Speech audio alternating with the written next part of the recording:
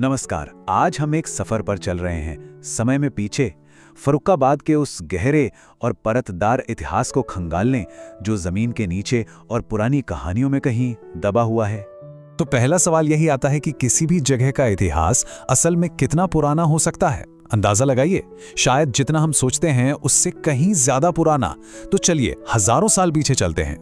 देखिए, हमारी ये जो यात्रा है ये 5 पड़ावों में बटी है। हम इसके सबसे पुराने सबूतों से शुरू करेंगे, फिर महाकाव्यों के दिलचस्प दौर से गुजरेंगे, बड़े बड़े साम्राज्यों का उदय देखेंगे और आखिर में इसके स्वर्ण युग तक पहुंचेंगे।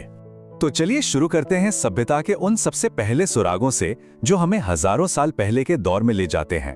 जानते हैं, इस इलाके की कहानी किसी किताब से नहीं बल्कि जमीन से निकले सबूतों से शुरू होती है। यहाँ कांस्य युग के हथियार और औजार मिले हैं और संकिसा और कंपिल जैसी जगहों से मिली पत्थर की अनगिनत मूर्तियां, ये सब एक बहुत ही गहरे और प्राचीन अतीत का जीता जागता सबूत हैं।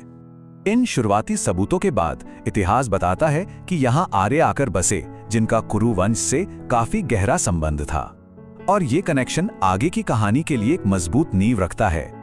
ये टाइमलाइन समझिए कि हमारी इस यात्रा का एक नक्शा है।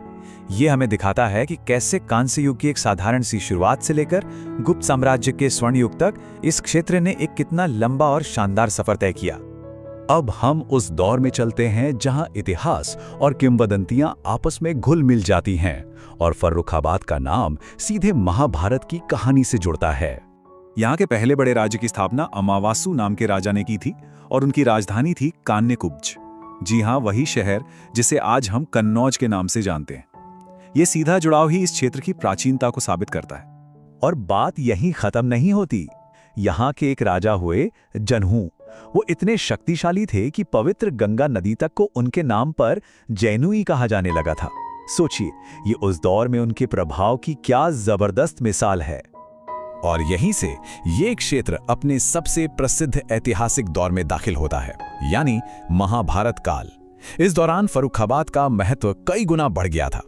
इस युग में यहाँ दक्षिण पांचाल का शक्तिशाली राज्य हुआ करता था, जो आगे चलकर महाभारत की कथा का एक बहुत ही अहम हिस्सा बनने वाला था। और इस राज्य की राजधानी थी कंपिल्य, जिसे आज हम कंपेल कहते हैं। और ये वही जगह है जहां महाभारत की सबसे प्रसिद्ध घटनाओं में से एक द्रौपदी का स्वयंवर हुआ था। ये बात इस प्राचीन स्थल को आज के शहर से सीधे जोड़ देती है। लेकिन कहानी सिर्फ पौराणिक कथाओं तक ही सीमित नहीं है। अब देखते हैं कि कैसे ये राज्य प्राचीन भारत की एक बहुत बड़ी राजनीतिक शक्ति बनकर उभरा। महावीर और बुद्ध के समय में भारत 16 प्रमुख राज्यों या कह लीजिए महाजनपदों में बटा हुआ था। ये उस दौर की राजनीतिक तस्वीर थी। और उन 16 महाजनपदों में पांचाल 10वें स्थान पर था। मतलब ये उस दौर की टॉप 10 पॉलिटिकल पावर्स में से एक था, जो इसकी ताकत और प्रभाव को साबित करता है। और पांचाल कोई छोटा मोटा राज्य नहीं था। इसका क्षेत्र आज के बरेली, बदायूं और फर्रुखाबाद जिलों तक फैला हुआ था। इससे इसके विशाल आकार का अंदाजा लगाया जा सकता है। अब कहानी में और आगे बढ़ते हैं और देखते हैं कि ये क्षेत्र कैसे भारत के पहले महान साम्राज्यों का हिस्सा बना और उन शासकों के सबूत हमें कैसे मिले जो बाद में आए। 4वीं शताब्दी ईसा पूर्व में एक बहुत बड़ा मोड़ आया। उस समय के शक्तिशाली नंद साम्राज्य में पांचाल को अपने विशाल मगध साम्राज्य में मिला लिया। ये इस क्षेत्र के इतिहास का एक अहम मोड़ था। नंदों के बाद आए मौर्य, और सम्राट अशोक ने तो संकिसा में एक विशाल अखंड स्तंभ बनवाया, जिसे बाद में मशहूर चीनी यात्री फाहियन ने भी देखा था। ये मौर्य प्रभाव का एक ऐसा प्रतीक है जो आज भी खड़ा है। लेकिन एक सवाल उठता है, मौर्य जैसे महान साम्राज्यों के बाद क्या हुआ, कौन आया? ये एक ऐतिहासिक पहेली की तरह है, जिसका जवाब हमें जमीन में दबे सिक्कों से मिलता है।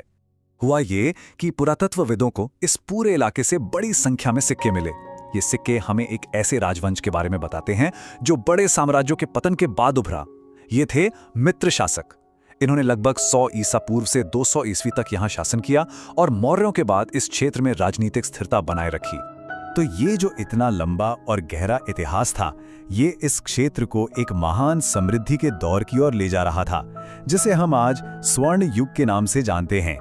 ये जो आप देख रहे हैं, ये मशहूर भूगोलवेत्ता टॉलेमी ने लिखा था।